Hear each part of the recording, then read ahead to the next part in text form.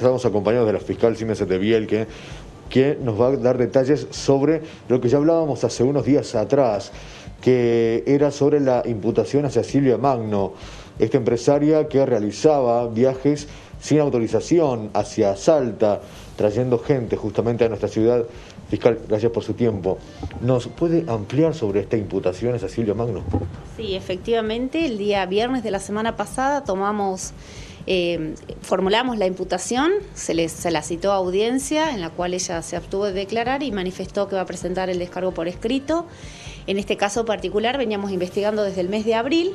A través de los medios periodísticos tomamos conocimiento de que los viajes de repatriados hacia nuestra provincia tendrían algún tipo de irregularidad. A partir de esa noticia iniciamos una investigación y cuando contamos con toda la documentación, que nos contó bastante por esta situación de pandemia, sobre todo de las autoridades competentes, entendimos que la empresa Flor Azul, de titularidad de la señora Silvia Magno, incumplió las normas establecidas por el Gobierno nacional y provincial en orden a evitar la propagación de una epidemia o de una enfermedad. En este caso estamos hablando de la pandemia de COVID-19.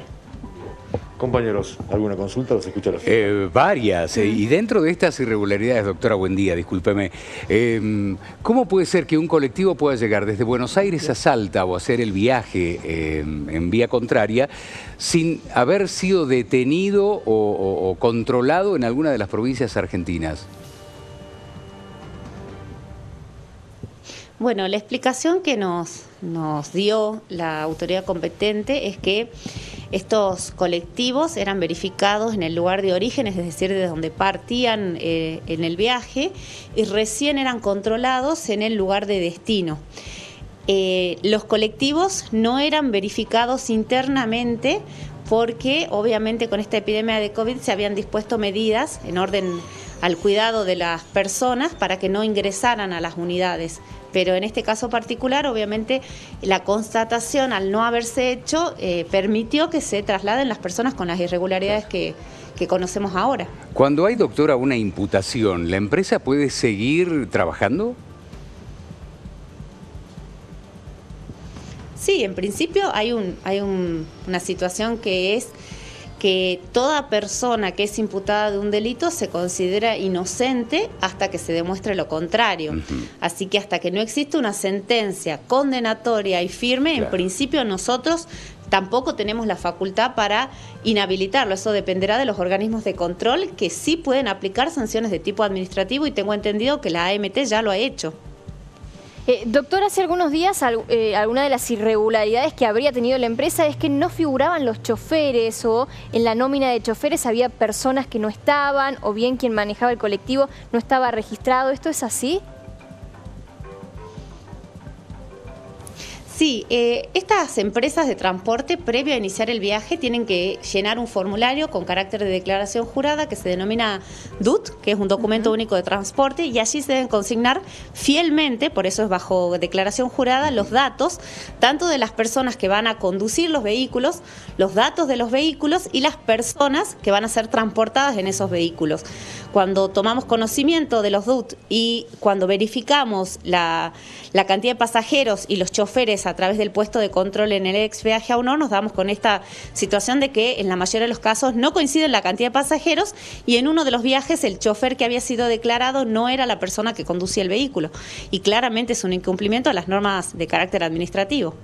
Le voy a hacer un par de preguntas que van a desnudar abiertamente mi desconocimiento absoluto de las leyes. Cuando hay una imputación, doctora, ¿tiene la obligación la persona imputada de asistir personalmente? ¿Puede hacerlo a través de un escrito? Y si no lo hace de ninguna de las dos maneras, ¿qué pasa? Bueno, en principio todos los llamamientos de un fiscal a prestar declaración en carácter de imputado son obligatorios. Nuestro Código Procesal tiene un principio general, es que en aquellos casos en los que no existan peligros procesales, dentro de lo que se entiende un peligro de fuga o de entorpecimiento de la investigación, la citación se hace simplemente a través de una cédula. Si la persona no se presenta y no justifica un legítimo impedimento al llamamiento a prestar declaración, existen una serie de medidas cada vez más restrictivas. Se puede solicitar la conducción o disponer la conducción por la fuerza pública de la persona y en su caso, en el entendimiento de que no va a concurrir, normalmente puede ser por un peligro de fuga, lo que nosotros disponemos es un pedido de rebeldía y detención, entonces eso se consigna dentro de los partes diarios de la policía y esa persona va a ser detenida en cualquier lugar de la vía pública en la que se hallare. Y la persona tiene obligación de comparecer en claro, forma personal. En este caso de la empresaria Silvia Magno, pregunto, ¿cuál fue su comportamiento? No, ella se presentó, estuvo a derecho, fue citada para el día viernes y al horario establecido por la Fiscalía se presentó a prestar su declaración, obviamente ejerciendo su derecho de abstención, también es un principio constitucional que nadie puede declarar contra sí mismo, así que ella ha presentado en este caso su abstención y ha solicitado una facultad que también le otorga el Código, que es presentar por escrito este descargo. Como fiscal particularmente no me satisface porque es muy importante tenerla a la persona y poder indagarla, ¿no? Lo que eran las declaraciones indagatorias antes, ahora son distintas. Entonces no nos sirve para dilucidar o desentrañar cuál es el curso que uno va a tomar en una investigación. Entonces nos tenemos que conformar con un descargo por escrito, que bueno, obviamente es un derecho que le acuerda el Código y nosotros tenemos que cumplirlo a rajatabla. Y la segunda pregunta, ¿qué tiene que ver la unidad o una fiscalía de delitos económicos con las irregularidades en el transporte? Bueno, esta causa particularmente se inició cuando me encontraba a cargo de la Fiscalía Penal 4, que es la zona que tiene a su cargo el ex peaje a Honor. En el día 27 de abril se me asignó a esta unidad fiscal y a partir de ahí el procurador dispuso que continuara investigando esta causa que ya venía investigando. Así que simplemente tiene que ver con una investigación que ya había iniciado en otra fiscalía y ahora la prosigo. Lo mismo pasó con el caso Zulca, por ejemplo. Claro, en el caso Zulca particularmente el procurador dispuso una comisión de fiscales para que investigáramos el tema del personal policial. Claro. Entonces, doctora, ¿cómo sigue ahora la causa contra Silvia Magno? Bueno, ahora tenemos que esperar estas 48 horas para que presente su descargo por escrito y vamos a verificar, pero en primer lugar, cuáles son los elementos que se denominan de descargo y ver si tienen un peso suficiente para desvirtuar nuestra acusación y en ese caso, bueno, corresponderá pedir un sobreseimiento. Si no lo tuvieran, el próximo paso será obviamente formular una acusación. También en esta causa estamos investigando a otras empresas de colectivo. Es muy importante que se sepa que no es la única persona o la única empresa investigada, porque hay otras empresas que también trasladaron a personas, a ciudadanos salteños hacia nuestra provincia de otras jurisdicciones. Una vez que contemos con los informes, vamos a tomar también las decisiones en ese sentido. Claro, de esa manera se despejan las dudas con respecto a la discrecionalidad en cuanto a la investigación de una empresa. Y nos vamos a la municipalidad. ¿Por qué empieza una investigación con respecto a habilitaciones comerciales donde resultan detenidas después de un allanamiento 2 personas?